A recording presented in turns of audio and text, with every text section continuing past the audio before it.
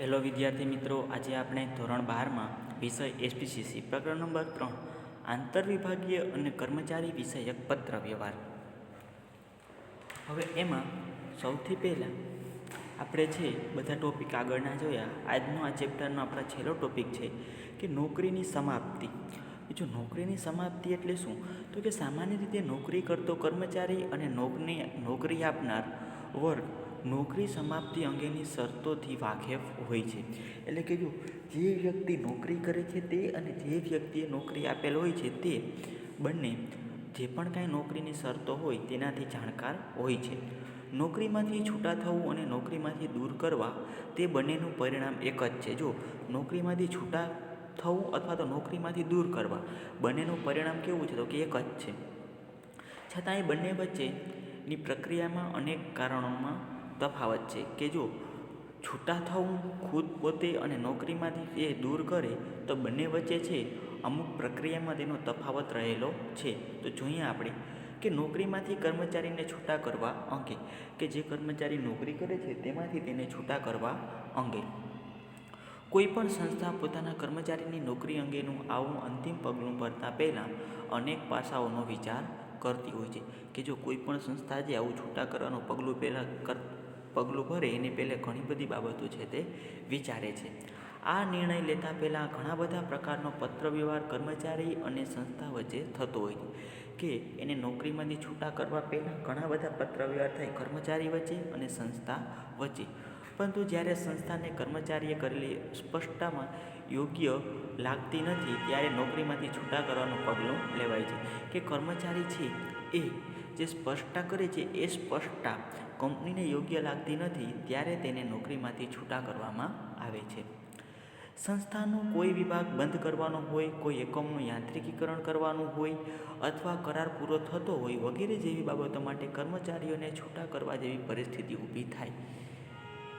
જો અમુક ઘણી બધી બાબતો એવી હોય કે એક આખો વિભાગ ચાલતો હોય તે વિભાગ બંધ કરવાનો હોય ત્યારે એમાં કામ કરતા કર્મચારીને છૂટા કરવા પડે, અથવા તો યાંત્રિકીકરણ કે એ જે કામ કરતા હોય માણસો એની જગ્યાએ કોઈ પણ યંત્ર આવી ગયું હોય તો યંત્ર કામ સંભાળી લે ત્યારે પણ તેને છૂટા કરવા પડે, અથવા એનો કરાર કરેલો હોય કે 11 માસ કામ કરે તો 11 માસનો કરાર પૂરો થાય ત્યારે કર્મચારીને છૂટા કરવા જેવી અનેક પરિસ્થિતિ ઊભી થાય ત્યારે વર્ષોથી સેવા આપતા કર્મચારીઓનું માન જળવાઈ રહે અને બંને પક્ષે મિત્રતા બની રહે તે માટે સ્વૈચ્છિક નિવૃત્તિ યોજવા વીઆરએસ કે સૌજન્યપૂર્વક છૂટા પડવાની યોજના હેઠળ કર્મચારીઓને આકસ્મિક સેવાઓ નિવૃત્તિ બાદ લાભ થાય તે ધ્યાનમાં રાખવામાં આવે છે.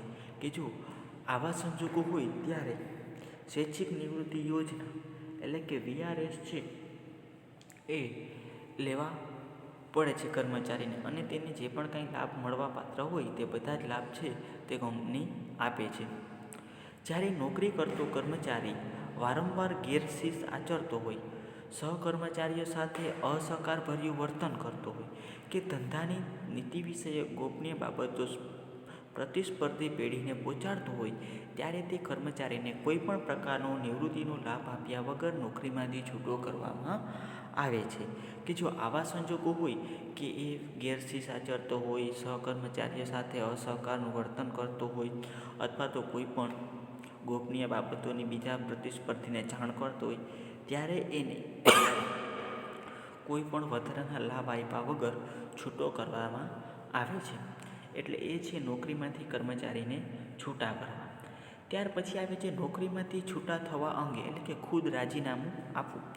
સંસ્થામાં કામ કરતો કર્મચારી કેટલીક વખત પોતાના અંગત કારણસર રાજીનામું આપીને નોકરીમાંથી છૂટું થવાનું પસંદ કરે છે. કે ઘણા બધા પોતાના અંગત કારણો એવા હોય કે જે નોકરીમાંથી છૂટું થવા માટે રાજીનામું આપે છે. રાજીનામું એટલે રાજી ખુશીથી નોકરીમાંથી મુક્ત કરવા બાબતે કર્મચારી દ્વારા આપવામાં આવતું લેખિત નિવેદન. એટલે કે રાજીનામું એટલે કે કર્મચારીને નોકરીમાંથી મુક્ત કરવા માટે કર્મચારી દ્વારા આપવામાં આવતું એક પ્રકારનું લેખિત નિવેદન. જ્યારે કર્મચારીને અન્ય સંસ્થામાં વધુ લાભદાયક તક મળતી હોય, માંદગી અથવા અંગત કારણસર નોકરી કરવા અસમર્થ હોય. જો આવું ક્યારે થાય તો કે છૂટા થવા, તો કે કોઈ પણ બીજી એવી કંપનીમાં અમુક વધારાની લાભદાયી તકો મળતી હોય, માંદગી અથવા તો અંગત કારણોસર એ કામ કરી શકે તેમ ન હોય, સંસ્થા સાથે કોઈ પ્રકારનો મતભેદ થયો હોય, કર્મચારી ઉપર કોઈ ખોટો આરોપ મૂકવામાં આવ્યો હોય અથવા કુટુંબ સાથે સ્થળાંતર કરતો હોય, ત્યારે કર્મચારી રાજીનામું આપીને પોતાને મળવાપાત્ર નાણાકીય લાભ અને હક મેળવીને સેવામાંથી રાજીનામું આપે છે. કે આવા કોઈ પણ કારણ હોય ત્યારે કર્મચારી શું કરે છે, એ પોતાની નોકરી મૂકી દે છે અને એના જે પણ કાંઈ નાણાકીય લાભ અને હક છે એ મેળવી અને કંપનીને રાજીનામું આપી દે છે. અહીંયા આપેલું છે કે નોકરીની સમાપ્તિની જાણ કરતો પત્ર. તો જો ઉપર લખેલું છે Garvi Gujarat private limited, phone number, email ID આપેલું છે, address 105 Sumer tower, Odhav, Ahmedabad, 2 November 2017. સામે કર્મચારીનું નામ Shri Bhavin Vyas, sales executive, Garvi Gujarat India private limited, Odhav, Ahmedabad. વિષય સેવા સમાપ્તિની જાણ અંગે. હવે જાણ કરવાની જે કર્મચારીને કે એની સેવાની સમાપ્તિ થઈ ગઈ છે તે તો કહે છે કે 2 વર્ષ માટે કરારના ધોરણ મુજબ મંજૂર કરવામાં આવેલી આપની સેલ્સ એક્ઝિક્યુટિવ તરીકે નિમણૂકની સમય મર્યાદા 30મી નવેમ્બર 2017ના રોજ પૂરી થાય છે. કે તમારી જે પણ કાંઈ નિમણૂક કરવામાં આવેલી હતી એ સમયગાળો હવે 30મી નવેમ્બર 2017ના રોજ પૂરો થાય છે. તે આપને વિદિત હશે જ કે એ તમને ખબર તો હશે. આપની નિમણૂક ઉત્તર ગુજરાતના 3 જિલ્લાઓમાં કંપનીના ઉત્પાદનોના પ્રચાર અને પ્રસાર માટે કરવામાં આવી હતી. કે તમારી નિમણૂક છે આ કાર્ય માટે કરવામાં આવી હતી. આપના દ્વારા રજૂ થયેલ ત્રિમાસિક અહેવાલો સૂચવે છે કે આપની નિમણૂક ઉત્તર ગુજરાતમાં સારું બજાર વિકસાવવામાં સફળ નીવડી છે. કે તમે જે કામ કર્યું એના કારણેથી જે સફળતા છે સારી એવી મળી છે. સંચાલકોને આ બાબતનો સંતોષ અને આનંદ છે. કાર્યકાળ સમાપ્તિના છેલ્લા દિવસે આપની બાકી નીકળતી લેણી રકમ અને સંતોષકારક કાર્ય પૂર્ણ કર્યા અંગેનું પ્રમાણપત્ર આપવામાં આવશે. કે તમને જે પણ કાંઈ તમારા બાકીના લાભ છે તે અને તમારું પ્રમાણપત્ર છે તે આપવામાં આવશે. આપની ઉજ્જવળ અને પ્રગતિકારક કારકિર્દી માટે શુભેચ્છા. આપનો વિશ્વાસુ જીતેન્દ્ર શુક્લ, મુખ્ય કાર્યપાલક અધિકારી, ગરવી ગુજરાત ઇન્ડિયા પ્રાઇવેટ લિમિટેડ. ત્યાર પછી આવી જાય ફરજિયાત સેવા નિવૃત્તિનો આદેશનો પત્ર. એમાં Saurashtra cooperative bank limited, phone number આપેલા છે, એની શાખા સ્ટેશન રોડ, ધારી, જિલ્લો અમરેલી, 5મી ડિસેમ્બર 2017. જો આજની જ તારીખ છે પણ ખાલી માત્ર સાલ કઈ છે અહીંયા તો કે 2017.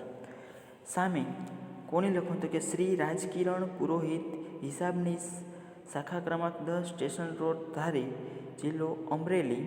ને વિષય ફરજિયાત સેવા નિવૃત્તિનો આદેશ. કે ફરજિયાતપણે તમારે સેવામાંથી નિવૃત્તિ લેવાની છે. ઉપરોક્ત વિષયના અનુસંધાનમાં જણાવવાનું કે આપની સામેના ગંભીર નાણાકીય ગેરનીતિઓના આક્ષેપમાં સંજોગોમાં ખાતાકીય તપાસ સમિતિની નિમણૂક કરવામાં આવી હતી. કે તમે જે પણ કાંઈ નાણાકીય ગેરનીતિઓ કરી હતી તેની સામે અમુક ખાતાકીય તપાસ સમિતિ છે એની નિમણૂક કરવામાં આવી હતી. તેણે રજૂ કરેલ અહેવાલ અનુસાર આપની સામેના ગંભીર નાણાકીય ગેરનીતિના આક્ષેપ પુરાવા થયા છે.